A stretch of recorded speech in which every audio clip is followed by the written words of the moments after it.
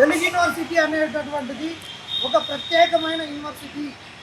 ఒక విద్యార్థికి రెగ్యులర్గా ఏదైతే ఒక గణితము, సైన్సు, సోషలు, సామాజిక శాస్త్రాలు చెప్పేటప్పుడు విద్యార్థి విసికి వేసారిపోతాడో, అలాంటి విసికి వేసారిపోయినప్పుడు సైకలాజికల్గా మానసికంగా ఇబ్బందులు పడ్డప్పుడు మానసిక ఉల్లాసం కొరకు తనలో ఉన్నటువంటి వివిధ కళారూపాలను బయటికి తీసుకురావడం కోసము వాళ్ళకు టీచ్ చేయడానికి, సమాజంలో ఉన్న లలిత కళలను బతికించడం కోసం పెట్టినటువంటి ఒక యూనివర్సిటీ. ఇది ఒక ప్రత్యేకమైనటువంటి యూనివర్సిటీ.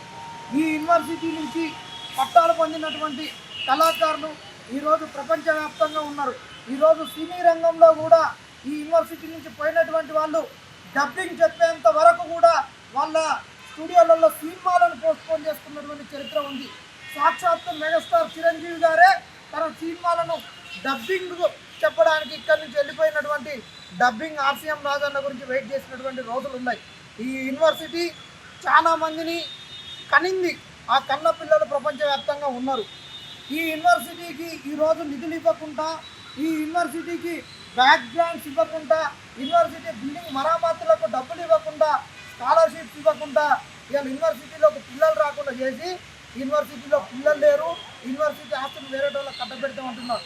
ఇలా తెలుగు యూనివర్సిటీ కాదు, ఇలా తెలంగాణలో ఉన్నటువంటి ఏ స్టేట్ యూనివర్సిటీకి అయినా వెళ్ళండి, ఇలా ఉస్మాన్ యూనివర్సిటీలో కూడా విద్యార్థులు లేరు. ఎందుకు లేరంటే శాంక్షన్ పోస్టు 1500 ఉంటే ఇవాళ నువ్వు ఇచ్చిన పోస్టులు ఎన్ని ఉన్నాయి?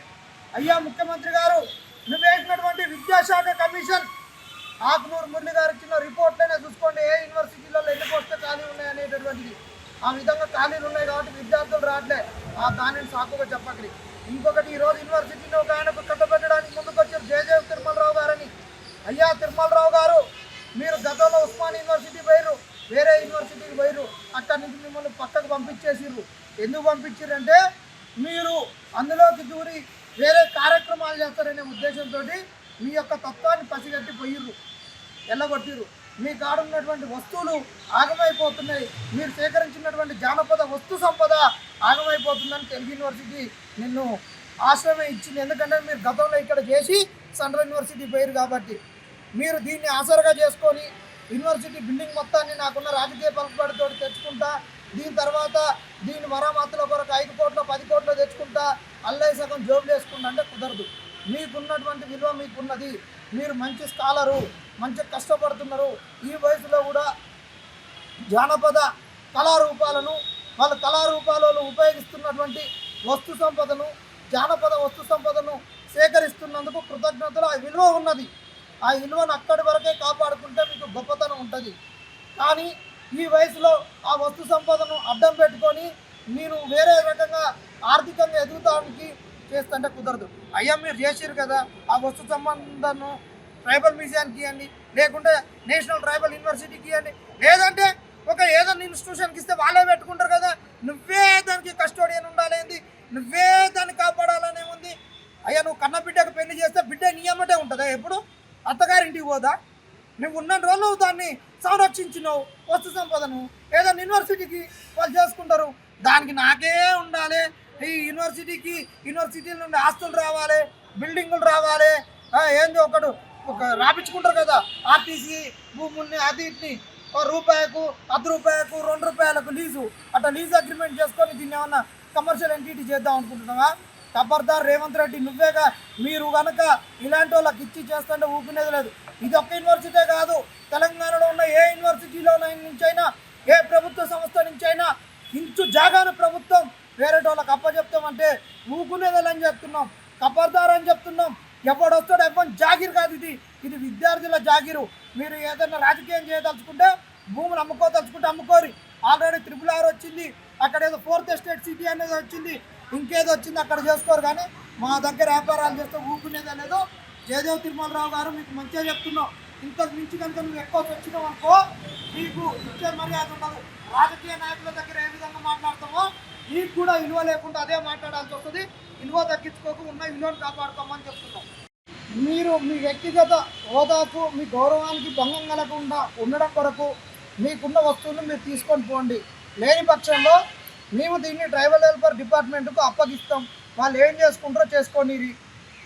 అది మాత్రం ఖచ్చితంగా జరిగేటటువంటి కార్యక్రమం. 2-3 మీరు తీసుకొని పోండి. మేము చదువుకున్నటువంటి వాళ్ళం, వస్తు సంపద విలువ తెలిసినటువంటి వాళ్ళం కాబట్టి దాన్ని బయటపడేయం. ఇంకా ఏం చేయం, తీసుకుపోయి ట్రైబల్ వెల్ఫేర్ డిపార్ట్మెంట్ మ్యూజియం ఏదైతే ఉందో అందులో పెడతాం. అప్పటి వరకు మీరు గౌరవంతో తీసుకుపోయారు, లేకపోతే మీ ఇజ్జతే పోతుంది. ఇంకా ఇది కాకుండా వేరే వాళ్ళకి అప్పగిస్తామనో ఇంకొకళ్ళని తీసుకొస్తామని చూస్తే మాత్రం తెలుగు యూనివర్సిటీ కాడ ఇక్కడ ఎప్పుడు 360 రోజులు టెంట్ వేసి ఆమరణ నిరాహార దీక్షలు చేయడం జరుగుద్ది. ఖచ్చితంగా దీక్షలు చేయడం జరుగుద్ది.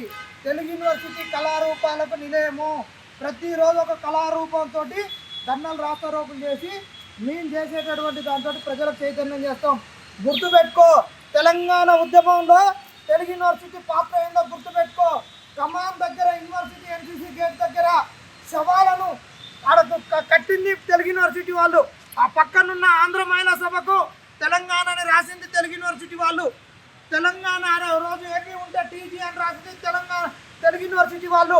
బోనాలు ఎత్తుకొని పోయింది ఆ రోజు పిడమర్తి రవి గారు.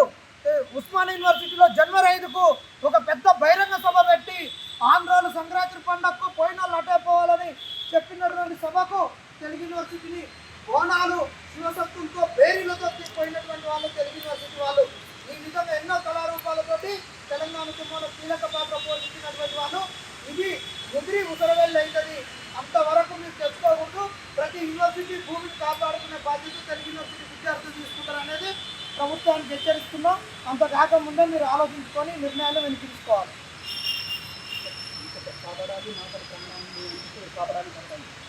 కాపాడాలి నాంపల్లి ప్రాంగణాన్ని, కాపాడాలి నాంపల్లి ప్రాంగణాన్ని.